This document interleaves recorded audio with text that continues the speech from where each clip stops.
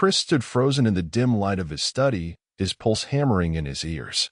The DVD case trembled slightly in his grasp, his mind racing through 1,000 possible explanations, each more absurd than the last.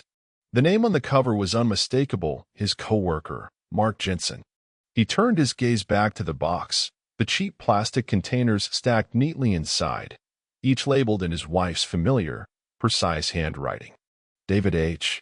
Rebecca S. Timothy L. And then his stomach twisted violently. Charlie. Charlie. The neighbor's Labrador. His breath came shallow, his skin tightening over his bones as a sense of violation seeped into his marrow. It wasn't just the names, it was the sheer, calculated nature of it. The order. The neatness. The complete absence of emotion in her careful penmanship. Chris's fingers tightened around the case, the plastic creaking ominously. His wife, Brooke, a licensed psychotherapist, the woman he had trusted with his deepest fears, had a collection of recordings of whom? Of what? With a slow, mechanical motion, he reached for the nearest disc. His own reflection flashed against the metallic surface as he slid it into his laptop. The screen flickered, then turned black. A moment later, an image appeared. A living room. Their living room. The soft glow of the floor lamp in the corner. The curve of their leather couch. And then Mark. Chris's hands clenched into fists. Mark Jensen, his coworker, sat on that couch, looking completely at ease. A whiskey glass in his hand. The audio crackled to life. I just feel like I can be honest with you, Brooke, Mark's voice said. You get me? You know? Chris felt something cold coil around his ribs. His wife's voice followed, smooth and warm, like honey laced with arsenic. Of course, Mark. That's what I'm here for. She was filming her therapy sessions. A sharp breath pushed through Chris's nose. This wasn't just unethical. It was illegal. She had to have dozens of these recordings. If any of these patients ever found out, if the board found out. His mind was already calculating possibilities, strategies, outcomes. He hadn't been blindsided in years, not since his early days as a forensic analyst. But this was something else. He reached for another disc. Labeled, Charlie. His heart pounded in his throat as he inserted the disc. The screen went dark for a second, then a dog. Charlie. Sitting obediently in Brooke's office. The neighbor, Alan, visible in the frame, shifting uncomfortably in his seat. What's wrong? Brooke's voice purred. Alan rubbed his hands together. I don't know, it's just, ever since my wife left, I feel like Charlie's the only one who really understands me. Brooke's head tilted slightly. He listens, doesn't he? You trust him. Maybe even more than you trust people. Alan exhaled. Yeah, I feel like he's the only thing keeping me together. Chris's stomach churned. His wife was recording people's deepest vulnerabilities like they were some sort of psychological experiment. But why? And then he saw the last DVD. There was no name on this one. Just him. Chris. His hand hovered over it, his breath shallow. A part of him already knew. Still, he slid the disc in. The screen flickered. Then, their bedroom. Chris's blood ran ice cold. The camera was positioned near the nightstand. He saw himself lying in bed, fast asleep. Brooke sat beside him, watching. Not reading. Not on her phone. Just watching. Her head tilted slightly, studying him with a detached curiosity. Then, after a long moment, she whispered something. Chris cranked the volume. You think you know everything, she murmured, almost affectionately. You really do. His own sleeping form remained motionless. Brooke exhaled a small laugh. But you don't, my love. The screen cut to black. Chris stood up so fast the chair slammed against the floor. This wasn't just unethical. This wasn't just betrayal. This was something else. Something deeper. Something calculated. And Brooke had no idea he'd found it. Chris stood there, his entire body wired with adrenaline, staring at the black screen. The weight of what he'd just seen was pressing on his chest, suffocating. Brooke had been recording him, studying him, whispering to his sleeping form like she was narrating a documentary about some oblivious animal in the wild. He swallowed hard. His wife, the woman he had trusted, the woman he had shared a life with, was treating him like an experiment. His hands moved on their own. He needed more. He had to understand. Chris pulled the last DVD out and flipped the case open. But something felt off. He frowned. Unlike the others, this one wasn't a pressed studio disc. It wasn't factory-made. It was a burned DVD-R, the kind you could make at home. That detail set his teeth on edge. The others? They were neatly labeled, professional. But this one? This was personal. He took a breath, then slid it into the laptop. The screen flickered. A hallway. Not just any hallway. Their hallway. The footage was grainy, like it had been captured from a hidden camera. Chris saw himself in the frame, walking toward the bedroom, pulling his tie loose. It was night. A normal night. He watched himself pause, then slowly turn his head toward the camera. Chris's stomach dropped. His recorded self stood there, staring, right at the lens. But he didn't remember this. Not the moment. Not the feeling. Nothing. Then movement. The recording shook slightly, as if the person holding the camera had pulled back. A shadow moved behind him. Someone was there. Chris's blood turned to ice. The recorded version of him tilted his head slightly, like he'd heard something. He turned back toward the bedroom, stepping inside, leaving the hallway empty. A few seconds passed. Then, a figure emerged. Brooke.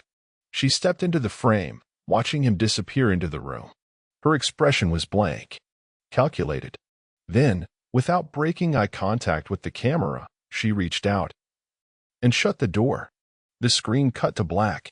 Chris slammed the laptop shut. His own breath was coming too fast. His skin felt tight, like his body was rejecting the reality of what he'd just seen. This wasn't a secret hobby. This wasn't just some unethical collection of therapy tapes. This was something else. Brooke had cameras in the house. And somehow, she had been standing behind him that night without him even knowing. Chris forced himself to breathe. His mind was already running scenarios. How long had this been going on? What else had she seen? Then a sound. A soft creak. Chris's pulse spiked. He turned sharply toward the hallway. The closet door was slightly open, but he hadn't left it open. His instincts kicked in. He reached into his desk drawer and wrapped his fingers around cold steel. A reflex. Years of analyzing crime scenes had ingrained something into him. If you feel watched, you probably are. The house was silent. Chris stepped forward, gripping the gun tight, and nudged the closet door open with his foot. Darkness. Hanging coats. Shoes. Nothing seemed out of place. Then he heard it. A breath. Soft. Close. Too close. Chris lunged forward, yanking the coats aside. And his stomach flipped. Behind the rows of jackets, barely visible, was a small, black lens. A hidden camera, pointed directly at his desk. At him. Chris's grip tightened on the gun as something else clicked into place. Brooke hadn't just been watching. She had been listening. The second he had put that first DVD into the player, the moment he discovered the recordings she had known. And right now, she was watching. Chris's heart pounded in his chest, but his mind remained ice cold. Years in forensic analysis had taught him one thing. Panic gets you killed. He crouched, fingers moving with precision, tracing the edges of the hidden camera. A high-end model. Small. Wireless. The kind designed to transmit footage in real time. His pulse steadied. Brooke knew. She knew he had found the tapes. She knew he had seen the recordings. And she was watching his reaction right now. Chris exhaled through his nose, forcing his muscles to relax. She expected him to be frantic, to rip the house apart in a rage, to storm into the bedroom and demand answers. That's what she had set up. But she had underestimated him. Keeping his movements slow, Chris reached into the closet, pretending to adjust his coat. With a practiced flick, he disabled the camera's transmitter, cutting the feed. Let her wonder.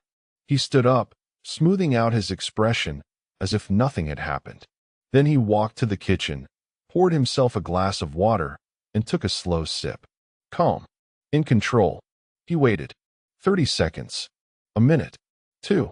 Then, the front door clicked open. Chris set his glass down. Right on time. Brooke's heels clicked against the hardwood floor as she stepped inside. She was testing him. "Hey, babe." Her voice was light, casual, but Chris caught the slight delay. She was watching his body language, gauging whether he had found the camera, measuring his reaction. Chris turned, leaning casually against the counter, giving her a small, relaxed smile. Like nothing was wrong. "Hey, how was work?" She hesitated. A fraction of a second. Then she smiled, stepping forward. "Exhausting. You know how it is. People tell me their problems all day, and then I come home and listen to yours." She laughed, reaching for his tie, loosening it with gentle fingers. Her touch was always so calculated. Chris kept his gaze steady, controlled, unreadable. Her eyes flicked toward his laptop on the desk. "Busy day?" "Not really," he said smoothly. "Just catching up on some work." Another microsecond of hesitation. She was good, but he was better. "Dinner?" she asked, tilting her head. "Actually," Chris glanced at the clock. "Mark's having some issues with a fraud case. Asked me to swing by for a drink." A deliberate move. He needed an excuse to leave, to regroup, to strategize. For a second, something flickered in Brooke's expression. Then, just as quickly, it was gone. "Of course," she said sweetly. "Tell him I said hi." Chris grabbed his coat, kissed her cheek, and walked out the door. The second he got into his car, his entire body snapped into action. He needed to move fast. Brooke wasn't just spying. She was orchestrating something bigger. And if he played this wrong, he wouldn't just lose his marriage. He would lose everything. Chris drove, his grip on the wheel firm but steady. He wasn't going to Mark's. That was just the bait, a thread for Brooke to pull on while he worked in the shadows. As soon as he turned the corner, he pulled into a gas station, parked behind the building, and took out his phone. He already had a plan forming, but first, he needed evidence. His fingers moved fast. Backup first. He plugged a USB drive into his laptop and began copying every single file from the DVDs to an encrypted folder. Then, he used remote software to scan his own house for other hidden cameras and transmitters. 3 more hits. 1 in the bedroom, 1 in the bathroom, 1 in his car. Chris let out a slow breath. She had bugged his entire life. His vision sharpened. This wasn't just an affair. This wasn't some twisted kink or power play. This was surveillance. A psychological operation. And the worst part? He still didn't know why. Chris's instincts told him this was bigger than just their marriage. Brooke wasn't sloppy. She was methodical, controlled. This wasn't some heat-of-the-moment obsession. This was premeditated. He stared at the screen as the files copied over, his mind running through possibilities. Who else was involved? Was she selling these recordings? Using them for blackmail? A new thought hit him. Had she done this to past clients? Past relationships? His hands moved again, pulling up her work records, her financials, anything he could access. His background in forensic analysis gave him a head start, but Brooke wasn't careless. She covered her tracks. But no one was perfect. Chris scrolled through her transaction history, his eyes narrowing. Then, something odd. Large cash deposits. Random intervals. Always under $10,000. Just enough to avoid suspicion. Who the hell was paying her? A chill crept down his spine. Was she selling secrets? The thought made his stomach turn. Then his laptop beeped. The file transfer was complete. Evidence secured. He took out a separate burner phone and sent the files to 2 different locations. One was a secure cloud drive. The other? A lawyer he trusted. No context, just a message. "If something happens to me, open these." Chris shut the laptop, took a breath, and picked up his phone. Then, finally, he called Mark. Mark answered on the second ring. "Hey man, what's up?" Chris's voice was calm. Too calm. "You ever tell my wife something in confidence?" A pause. "What?" "You ever tell Brooke something you wouldn't want anyone else to hear?" Another silence. This one longer. Uneasy. "Chris, what's going on?" Chris exhaled, gripping the wheel tighter. That was all he needed to hear. He had more than enough proof to bury Brooke. But before he did that, he needed to know how deep this went. And for that, he had to confront her. not just as her husband, but as her predator. Chris drove back home with the precision of a man walking into a battlefield. His heartbeat was steady. His mind was razor-sharp. This wasn't a confrontation. This was an interrogation. As he pulled into the driveway, he saw it. The living room light flickered off. She was watching. He stepped inside, his body language relaxed, every movement deliberate, controlled. Brooke was in the kitchen, sipping from a wine glass. She glanced up, a soft smile curving her lips. Perfectly composed. "You're back early," she mused. Chris shrugged, tossing his keys onto the counter. Mark canceled. Something came up. She tilted her head, studying him, measuring. He could almost see the calculations behind her eyes. Did he know? Was he playing dumb? Had he found the camera? She took a slow sip of wine. "That's too bad. You must be exhausted." Chris leaned against the counter. "Yeah, long day." And then he struck. "Speaking of long days," he said casually, "I found something interesting while I was organizing my files." He watched it happen, the barely perceptible stiffening of her shoulders, the minute flicker in her expression, a twitch in her grip on the wine glass. She recovered fast. "Oh, what kind of files?" Chris smiled. Didn't answer. Just watched. Silence stretched between them. A game of nerves. Then, he turned the knife. "I was in the closet, looking for my old case files, and I stumbled across some home videos." The glass trembled slightly in her hand. Chris saw it, the exact moment she knew. He held her gaze. "You wouldn't happen to know anything about that, would you?" Her expression was perfect, almost impressive. She gave a small, breathy laugh, setting her wine down with just the right amount of nonchalance. "Chris, you scared me for a second." She chuckled. "Are you talking about those old DVDs? You found my little collection." Chris didn't blink. Let her talk. Let her spin her web. Brooke sighed dramatically, shaking her head. "It's just an old habit. I used to record therapy sessions for personal review. Self-improvement." She smiled, the perfect combination of apologetic and confident. "I know it's not exactly ethical, but come on. You know how competitive my field is. I needed an edge." She was good, but Chris was better. "So," he said slowly, "you record patients without their consent." Her smile faltered for half a second. Then she recovered. "It's not like that. I never show them to anyone." Chris raised a brow. "And the one labeled Charlie? What kind of edge were you getting there?" A flicker of irritation flashed across her face. He had her pinned. "Okay," she sighed, shifting tactics. "Fine. I get curious. Sometimes I record things for personal reasons. But honestly, Chris, this is ridiculous." She gave a soft laugh, shaking her head like this was some minor misunderstanding. She was testing how much he knew. Chris exhaled. "Brooke," he said, dropping all pretense. Her eyes snapped to his. "I know." Silence. For the first time, her mask cracked. Just a little. Her pupils dilated. Her breathing hitched. She knew he wasn't bluffing. Chris leaned in slightly. "Predatory. Calm. Lethal. I know about the recordings," he said softly. "I know about the cameras in the house. The one in the closet? The one in the bathroom." He tilted his head. "Did you really think I wouldn't find them?" Brooke's lips parted slightly, like she was about to speak, but she didn't, because she knew words wouldn't save her now. Chris continued, voice measured. "I know about the cash deposits.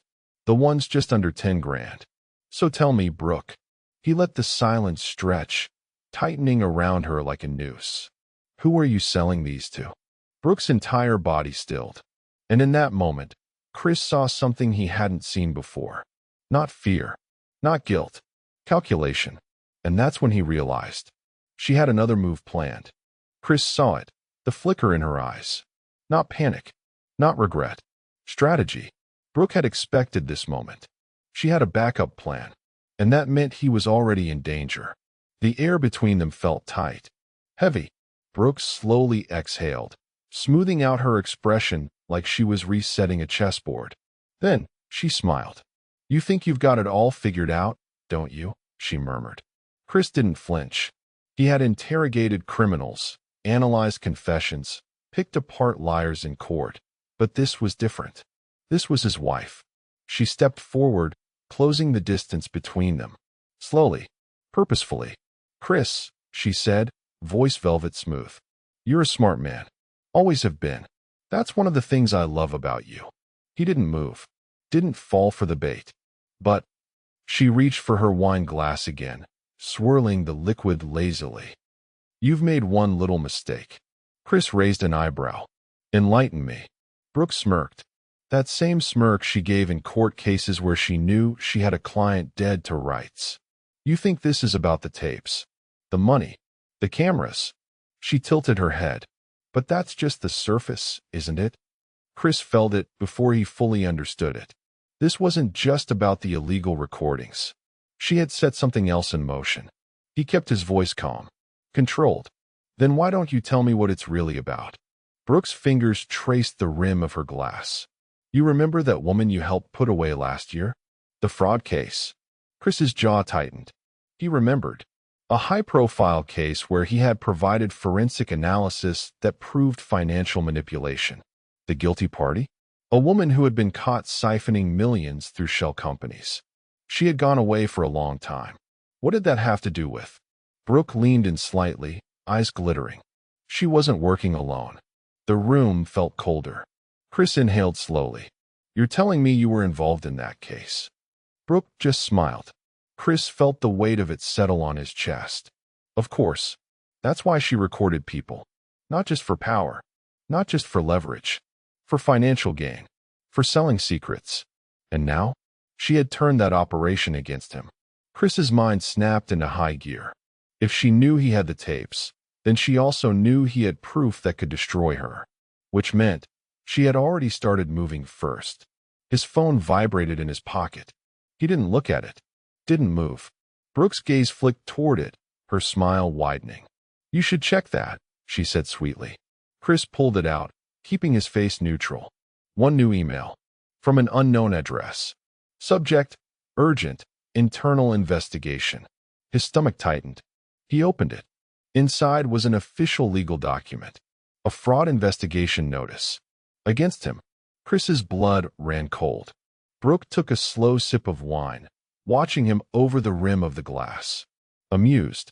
Satisfied. "You didn't think I'd let you just walk away with all that evidence, did you?" Chris gritted his teeth. She had gone for the nuclear option. She wasn't just covering her tracks, she was framing him. And from the way she was watching him, she had already put every piece in place. Chris's heartbeat slowed. Not from panic. From clarity. She thought she had him cornered. But what she didn't know, he had a move of his own. Chris let the weight of the moment settle, his grip on the phone tightening just enough to feel real, but not enough to betray his next move. Brooke was watching, studying, enjoying the sight of him staring at the fraudulent investigation email. She thought she had one. Chris exhaled through his nose, slow and measured, like a man absorbing the punch before striking back twice as hard. "You really went all out," he murmured. Brooke's lips curved. That smug, knowing smirk. "You taught me well," she purred, sipping her wine again. "I had to make sure you couldn't use those little forensic tricks of yours to twist the truth." She tilted her head. "Now, I'm sure the board will be very interested in your financial records." Chris let the words slide off him. But inside, his mind was moving like a machine. Brooke was bluffing. She had to be. If she had real evidence, she wouldn't be standing here, watching him like a cat waiting for a mouse to twitch. She'd be letting the authorities do her dirty work. She wanted him to react, to panic, to make a mistake. Not happening. Chris took another slow breath, shoving his phone into his pocket like he had just dismissed an irrelevant message. Then he smiled. Brooke blinked. Just once. The smirk faltered for half a second, and Chris saw it, the first crack. "You know," he said, voice light, "it's funny." Brooke raised an eyebrow, her expression smoothing over, but her fingers clenched just slightly around her wine glass. "What's funny, sweetheart?" she asked. Chris shrugged, stepping forward casually, leaning against the counter, invading her space. She didn't back away. "Good. Funny how you've planned this so carefully," he mused, "but you didn't account for one thing. Brooke's smirk returned, sharper this time. And what's that? Chris let the silence stretch, letting her believe she still had control. Then, he leaned in just enough for his next words to land like a blade sliding between ribs. You think you're the only one who planted evidence? The color drained from her face. Gotcha.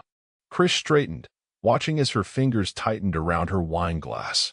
He could almost hear her heartbeat spike, feel the calculations she was running through at lightning speed. What do you mean? She asked, her voice too even. Chris smiled. Slow. Cold. Oh, Brooke, he sighed, shaking his head. I mean, that by the time anyone even starts looking into me? He let out a soft chuckle, like he felt bad for her. They'll already be looking at you. Her pupils dilated.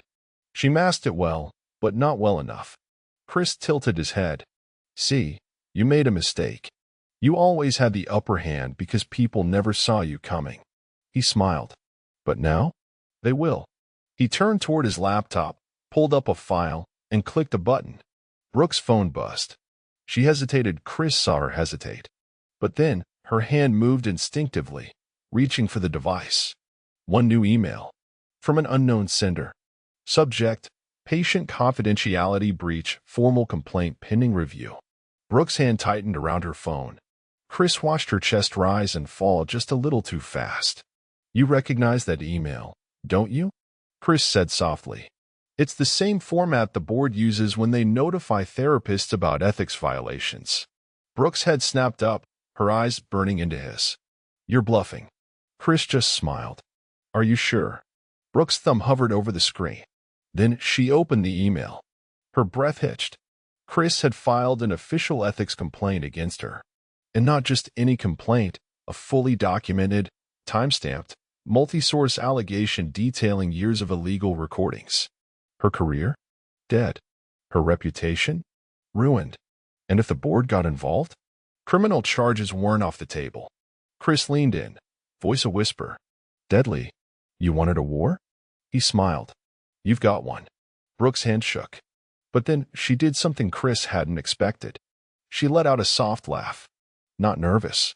Not panicked. Dark. Almost delighted. Chris's eyes narrowed. Brooke lifted her gaze to his. And in that moment, he saw it. The last move on her board. And then, her phone buzzed again. This time, she didn't even look at it. She just smiled. Chris pulled out his own phone. One new message. Unknown number. Attachment received. He opened it, and his entire body went rigid. It was a video, a new recording, and it was of him, sitting at his desk, on his laptop, copying the DVDs. Brooke had filmed him gathering evidence. Chris didn't move, didn't speak. Brooke took a slow sip of wine, her lips curling.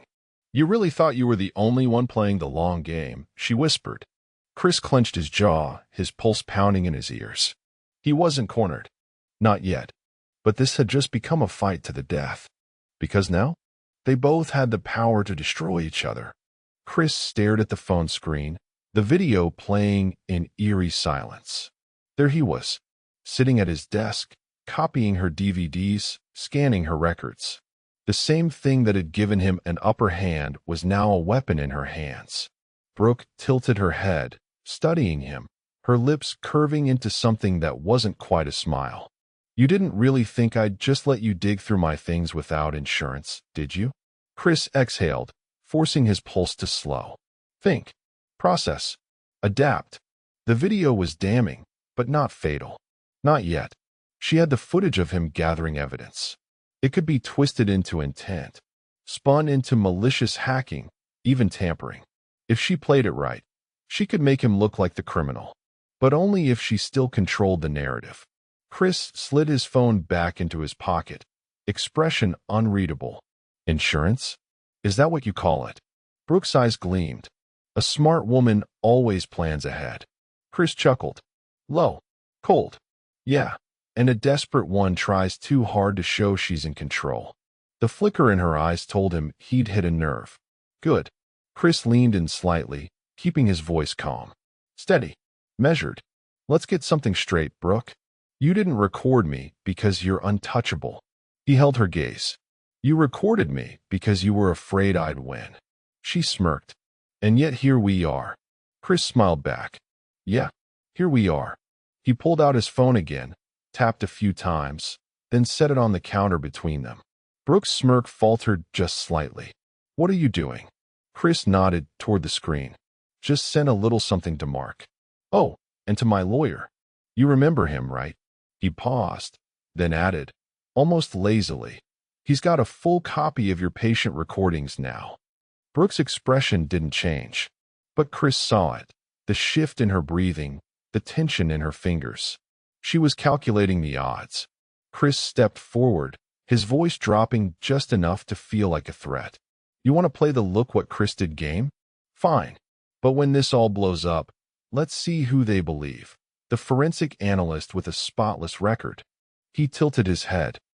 Or the therapist whose entire career is built on illegally recording clients and selling their secrets.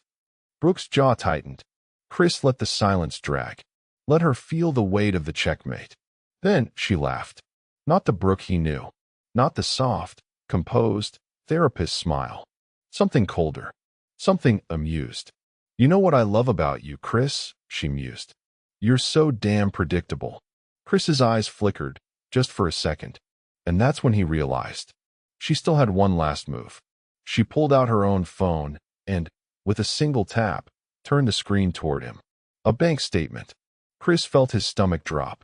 His name, his account, and a $50,000 deposit, dated 3 days ago. A deposit that he never made. Chris's breath went sharp. What the hell is this? Brooke's eyes gleamed. Your financials, sweetheart. She sighed dramatically. Looks like you've been moving money around. Chris froze. Brooke tapped the screen again, pulling up another document. A complaint from a concerned party, submitted to his employer. Alleging fraud, bribery, money laundering. Chris's vision tunneled. His hands curled into fists. She had planted evidence. She had framed him. Brooke set the phone down with a satisfied sigh, picking up her wine glass again. Chris stared at the screen, his entire world tilting. She hadn't just been covering her tracks. She had been setting him up from the start. And the worst part? It looked real. Brooke exhaled, her voice dripping with mock sympathy. Now let's think about this logically. Who do you think they'll come for first? Chris didn't answer. His mind was spinning too fast. You, she continued, savoring every word. A respected forensic analyst who suddenly has unexplained money in his account, a recent history of digging into places he shouldn't, and a soon-to-be ex-wife who conveniently has concerns about his financial activity. She leaned in, voice low. Or me, the concerned spouse who simply discovered something wasn't right. Chris forced himself to breathe. This was bad. This was beyond bad. But Brooke wasn't just trying to ruin him. She wanted him destroyed. Brooke took another sip of wine, watching him unravel. Then, softly, almost sweetly, you lost, Chris. Chris exhaled slowly. And then he smiled. Brooke's smirk faltered. Chris chuckled under his breath. You know, I almost believed you. Brooke's head tilted, eyes narrowing. Excuse me. Chris tapped his own phone again. Another email. Another file. This time, Brooke's financials. Her hidden account. Her offshore transactions. Chris looked up, his eyes dark with quiet triumph. I don't lose, he murmured. Brooke's fingers tightened on her wine glass. And for the first time that night, she looked afraid. Chris watched her mask slip. Just a fraction, just enough. But it was there. That tiny flash of fear the moment she realized he had been ahead of her all along. Brooke's grip on the wine glass tightened. A miscalculation. She had played this game like a master, setting traps, controlling the board. But she never expected him to dig this deep. Chris took his time, scrolling through the offshore transactions he had pulled up. Large, unaccounted for deposits. Shady third-party transfers. Hidden accounts linked back to her name. You really thought you covered your tracks, didn't you? He mused. You think you're the only one who knows how to move money? Brooke's lips parted slightly, as if she wanted to speak, but didn't. Chris smiled. He had her. He leaned against the counter, casually, confidently. See, Brooke, you're great at controlling people. I'll give you that. You can manipulate, lie, twist reality like a professional. He smirked. But I deal in facts. And facts don't care how charming you think you are. Brooke's jaw clenched. You're bluffing. Chris tilted his head, enjoying this. Am I? And then he tapped his screen again. A second document popped up. Brooke's communications history. Her emails. Chris saw it then, the moment real panic flickered in her eyes. You recognize this one, don't you? He asked, voice quiet. The email thread between you and your contact. You remember him, right? The guy funneling money through those shell companies for you. Brooke didn't move. Chris let the silence stretch. Let her feel it. Because the authorities sure will, he added lightly. Brooke's chest rose and fell a little too fast. But then, just as quickly, she forced her composure back into place. Chris saw the calculation behind her eyes. She was still trying to find an out. Then she did something unexpected. She laughed. Soft. Almost genuine. Chris didn't react. You know what's funny? Brooke murmured, setting her wine glass down. She shook her head, almost in amusement. I actually thought you loved me. Chris let that hang in the air. Heavy. Loaded. Then he smiled, slow and cold. I did. He met her eyes. Until I realized you were never real. Brooke flinched. Just for a second. Then, her face hardened. You think you've won, she said, voice sharp now. But you don't get it, do you? Chris raised an eyebrow. Brooke exhaled, then leaned forward, pressing her hands flat against the counter. People like me don't lose, Chris. Even if you burn me to the ground, I'll come back. I'll rebuild. And you. She tilted her head. You'll still be that same pathetic little man who thought he could control a woman like me. Chris felt something shift in the air. Something dangerous. Then Brooke's phone buzzed. Her eyes flicked down. Chris saw it. The micro-expression. The exact moment her breath caught. Something she didn't expect. Chris smiled. She wasn't the only one who had set a trap. Brooke's fingers twitched. She picked up the phone, lips parting slightly as she read the message. Chris watched her face. And then as she went pale, she tried to hide it, tried to force her features back into that same calm control. But Chris saw the shift. Brooke swallowed, setting the phone down slowly. Chris leaned in. Something wrong. Her voice was too even. No. Chris smirked. You sure? Because you look like you just saw a ghost. She was unraveling. Then she forced a smile. Go to hell, Chris? Chris just grinned. Because he knew. She just realized exactly what he had done. Chris leaned back, watching Brooke grapple with the weight of what had just hit her. She was still trying to keep her face neutral, still fighting to hold control, but he could see the tension in her jaw, the stiffness in her fingers. She wasn't used to this feeling, losing. He let the silence stretch, let her sit in it. Then, finally, he spoke. Soft, cold, precise. You just got a message, didn't you? He tilted his head, studying her. Go on. Tell me what it says. Brooke's eyes flickered with something dark, something furious. But she didn't answer. Chris smirked. I'll tell you then. He pulled out his phone, tapped his screen once, and turned it toward her. It was an official notification. From the licensing board. Brooke's breath hitched. Chris watched it happen. The slow, creeping realization that this wasn't just a fight for dominance anymore. This was the endgame. The complaint against you? Chris said, his voice steady. It's officially under review. And by this time tomorrow, your name will be flagged in every professional database in the country. Brooke's hand twitched. Chris continued, voice like a blade slipping between ribs. Every patient you've ever had will know what you did. He let that sink in. Her career, her credibility, her entire identity. Gone. Brooke stared at him. Her lips parted, like she wanted to say something, but nothing came. Chris exhaled, then gave a small, almost lazy shrug. Oh, and don't bother trying to spin it. The complaint came from multiple sources. Mark, a few others. And the forensic evidence? Let's just say it's airtight. Brooke's pulse was visible in her throat. She knew what that meant. Chris had built the kind of case that wouldn't just ruin her. It would bury her. Then, her mask cracked. Just for a second. And Chris saw it. Real, visceral panic. You don't get it, Brooke whispered, her voice suddenly lacking its usual edge. You don't understand what you've done. Chris narrowed his eyes. There it was. The desperation. Tell me, then, he murmured. What have I done? Brooke swallowed, her fingers curling into the counter. You've made enemies you don't even realize exist. Chris stared at her. That's supposed to scare me? Her gaze snapped to his. It should. Chris just let out a slow breath. No, Brooke. The only person afraid in this room is you. She exhaled sharply, her mask shattering completely. You think you can just destroy me and walk away? Chris smiled. I don't think. I know. And then, he turned his back on her. Walked to the door. Calm. In control. Unshaken. Brooke's breath hitched behind him. She wanted to stop him. She wanted to claw back control. But she couldn't.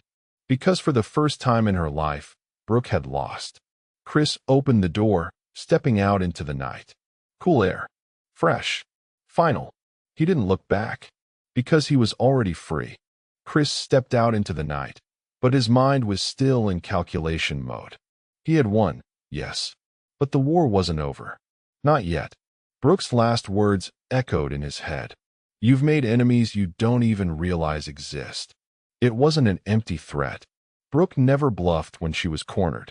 And for the first time, she had been completely cornered. Chris slid into his car, gripping the wheel. Think. Process. Predict. Her operations weren't just about her. Someone else was involved. The offshore accounts, the hidden payments. She wasn't just hoarding money for herself. She was working for someone. Chris's fingers tightened. This wasn't just about getting her taken down. He needed to know who was behind her. His phone buzzed. A message. Unknown number. You should stop digging. Chris stared at the screen, his heartbeat slow and steady. Then, another text. Unknown number. Walk away, and this ends here. Keep going, and you won't like what happens next. Chris let out a slow breath. There it was. The real players were stepping in. Brooke was just a piece of something bigger. Chris smirked. They thought a vague threat would shake him. They had no idea who they were dealing with. He started the engine. The game wasn't over. It was just beginning. Chris didn't drive home. Home wasn't safe anymore. Not until he knew who was behind this. He pulled into a secluded parking lot, killed the engine, and waited. His mind was a machine, processing every move, every angle. Brooke was done. Her career? Over. Her reputation? Dead. But her last warning still lingered. You've made enemies you don't even realize exist. And now, they had made contact. His phone buzzed again. Unknown number. You have one chance to let this go. Chris exhaled, shaking his head. Pathetic.